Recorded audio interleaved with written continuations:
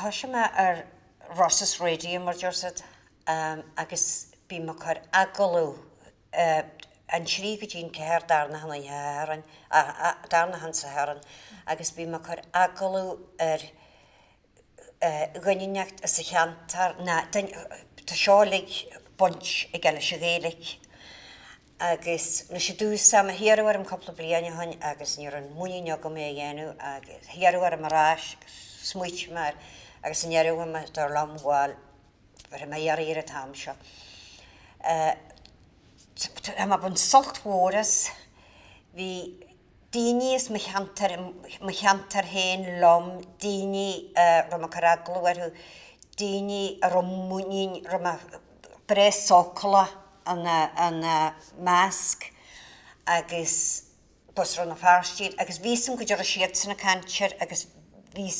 Viedne go mar húg, it has vísum fadúda na slóthaí agus fadúda ceistin I bhíar a charátú agus tá buint soltas power a mar